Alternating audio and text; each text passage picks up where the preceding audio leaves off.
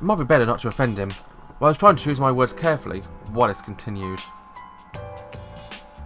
But I'm aware of my own weakness. Which means?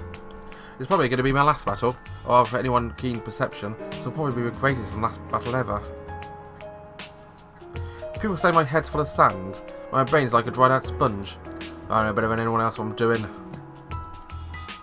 Not like I'm a young cattle who think we have changed all the time. There's the only chance I ever left. Absolutely will not let anyone get in my way, come hell or high water. For a moment I was about to send Marco to fetch Maria. In truth, he seemed about ready to do so on his own. However, I gestured to Marco to wait and as I replied to Wallace. So you're not becoming stubborn, just making investments about it, is that it? Yes. I'm not anticipating my slow death, but after my final success. Sometimes even King of Pessimism wasn't afraid to use hyperbole. On the bright side, I meant that even if Wallace was perturbed, it wasn't ignoring reality. What kind of investments was making anyway? Are you not short selling the usual way? Thought it was impossible, but just has to be sure. I could somewhat brag there was no way I wouldn't notice Wallace was to get stubborn. He would wager all the investments in his fund on a single thing. I was confident about my ability to see anomalies on the stock market, especially since I was swimming around against the market. I could virtually list a countless fraudulent companies capable of short selling. None was anywhere close to Avalon in terms of scale. But now that Avalon were overcome, only Emerald Industries remained. Wallace stared at me with a tormented expression. It was different from a cattle blathering about how they get rich schemes. It was the obstinacy of a child new to a market, who just found its secret, was keeping it to himself, intending to earn a huge profit in his own.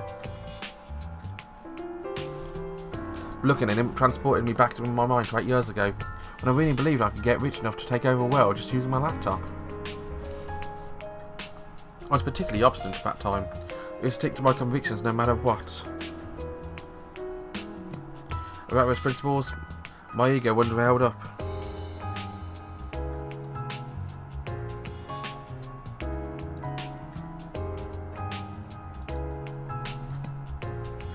It must have been the same for Wallace. My obstinacy from 8 years ago was probably no match for his.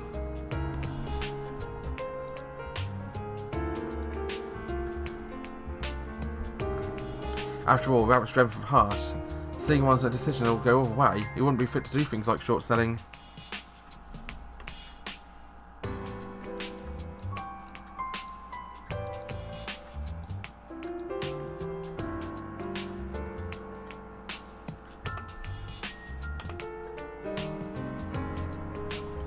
Despite all that, Wallace had come here. There was a desperate situation. It was more about idealism.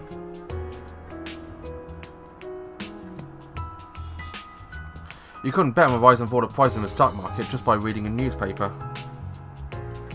That's because people are betting their money basically a fragment or even their entirety on their life investments can be made.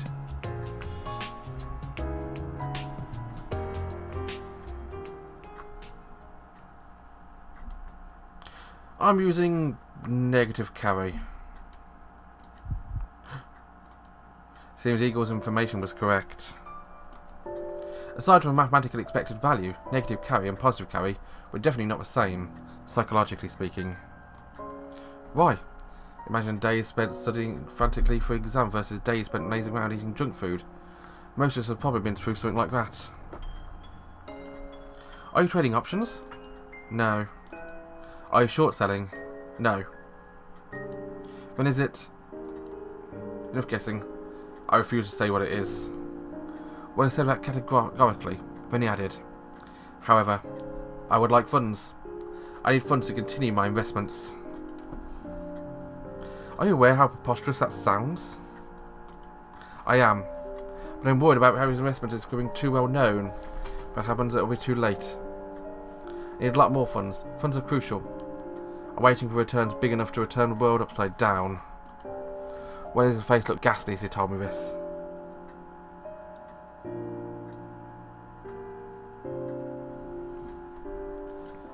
Marco, unable to look at him, was about to go get Maria, but Wallace stood up from his chair and said, I will yield 25% of the rights of my fund. In exchange, I would like you to provide me with 100 million moles. That's I was about to say absurd, but it stopped. 25% of that fund was on the verge of sinking. Being abandoned by its investors was Wallace's another, was worth 100 million moles.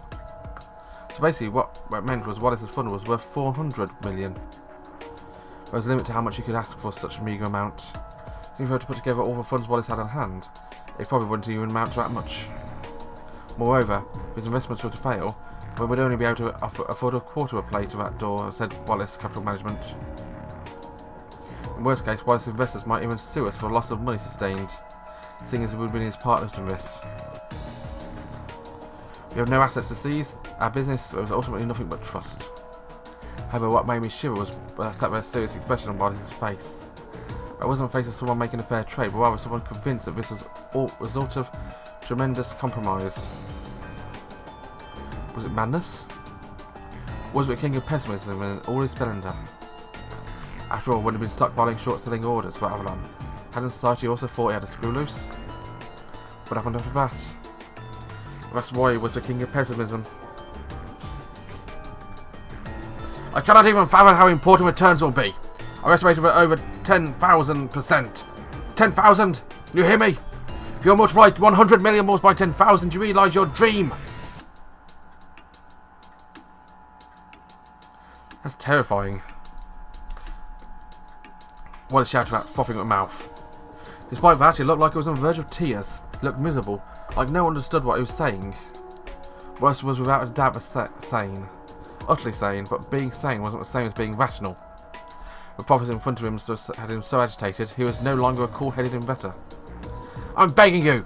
You're the only one I can depend on anymore! Red looked up at Wallace and closed my mouth. A moment of silence that seemed to last an eternity fell down from us. I shook my head. We can't take risks like that without knowing the specifics. Doctor, please calm down. I'm willing to listen to give me. If you give me more detail about your investments, I might even help you. Why can't you tell me about them? Do you think I would be inclined to do that transaction if you explained? Wallace stared at me and nodded. It was a childlike nod. I think so. These profits will be unbelievable. So will you accept? No. Anyone would accept that. This is the offer of a lifetime. No, the entirety history of. Wallace said that all in a whisper, before suddenly looking at the ceiling. No. He was fainting. Doctor! I moved behind Wallace to stop him from falling, yelling to Marco as I did so. Marco, call a doctor, and Maria! Okay. Doctor! Hold on! Doctor! Battles with great sums of money involved could break anyone's spirit. Even a brute wouldn't want to raise an eyebrow if his family died. Situations like these could show how cold-hearted your decisions were. Effort, love, prayers, telicity, or loyalty. Even screams begging for mercy, none of those had any value here. But in such a complicated and unfathomable situation, only two things mattered. Number one, don't suffer any losses. Number two, never forget number one. Doctor! Maria screamed as she entered the room, being summoned by Marco. The unconscious Wallace made no reply.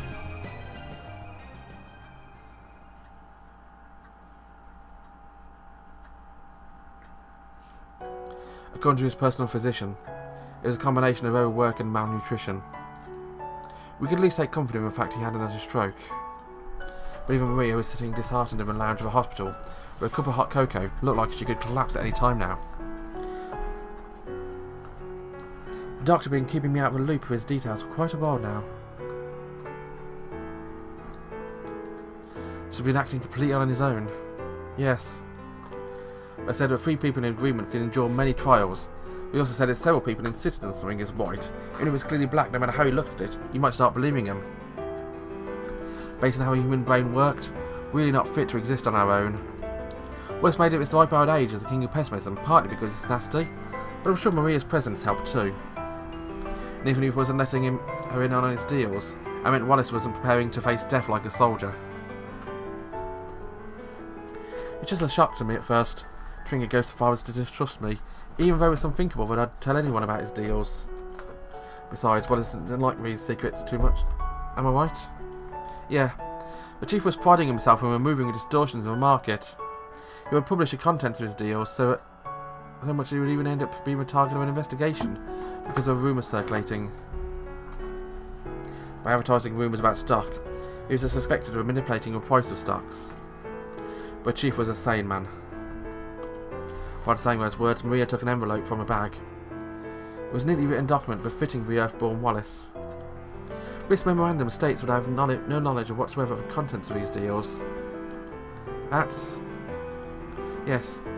Should the deal even fail, should he even end up soon being for fraud, I wouldn't be implicated. Fraud? I actually had already been fired from that fund. Forcibly. So I wouldn't bear any responsibility. Words failed me. If it did happen, the investment fund turned up immense losses. If dissolution happened due to accumulated losses, it was quite common occurrence for backers to scream fraud and bring a lawsuit. Wallace was perfectly sane. It was only his investment was in the realm of madness. And what will you do from now? I would talk with a lawyer. Try to say retreat, Chief. No, it was come to this, I would force him to cancel the deal. Then I would dissolve the fund. It was sad, but it was probably a sound decision. It looked like the Chief was even betting his personal accounts. I do have some savings of my own. I think I'll go back to work and lead a quiet life. I couldn't just say that's nice like it was nothing. I had no words for a defeated general. Besides, it might happen someday that I end up in the same position. It seems at the end, the Chief got caught by a demon investment. Maria faced her face, smiling with dignity, but tears were falling from her eyes. Given how long she was at the side of a king of pessimism, she probably believed they would be able to pull through somehow. I couldn't nod or shake my head. I just held Maria's gaze. Well then, best keep the wound as small as possible. As she uttered those words, she put away the document and stood up. Thanks for everything. She bowed and left the lounge. Marco, who had sensed it was best to leave the room, greeted Maria quickly at the entrance. What Coco had called remained untouched. The demon of investment. What could have possessed Wallace? It must be related to ABS. However, the more I investigated, the more the whole operation ended up proving its soundness. It's true I felt something that couldn't be completely accepted in relation to between risk and return, but I had bound my knees and apparently at first glance how thoughtful it was. But then, what had he seen? Or if not that, what did he persuade him to having seen? As I thought over it, it occurred to me this lot was like a lot of those ghost stories. There are tales of things that would drive you crazy the instant you saw them. Not only on Earth, but amongst everyone working in outer space. Wallace was clearly afraid. He was abnormally scared that his secret would get leaked. He must have been convinced there was just that much profit there. But what could he have seen? An immense amount of profit, so big it'd drive you crazy about it just like a child. Ceasing to care about appearances. It felt nostalgic to me, but along with my pang in my heart, I felt like seeing it too. What stupidity am I spouting? I realised just what had crossed my mind and shook my head hurriedly. One might learn from my failures, but that feeling just now was completely different. I felt incredibly envious of Wallace's attitude. That attitude, completely unlike that of a wooden-legged donkey, was dazzling. But I had a responsibility, a goal, beliefs. I must not let myself be swayed. As up to the city of desire, Newton City, visible from a lounge, those are words I murmured in a daze.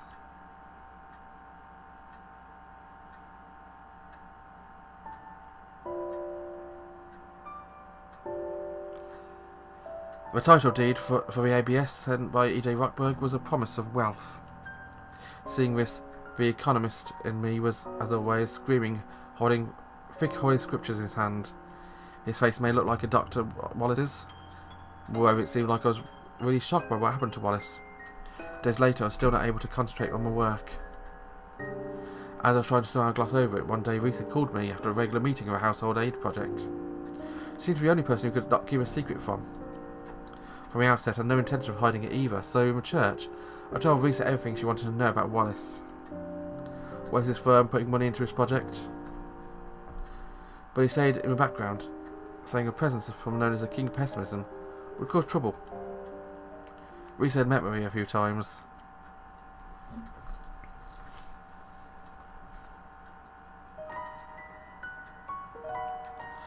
Sounds to me like how he used to be. It really does. Even though he's an old man, he has the same spark that Hal had way back in episode 1. Bye bye.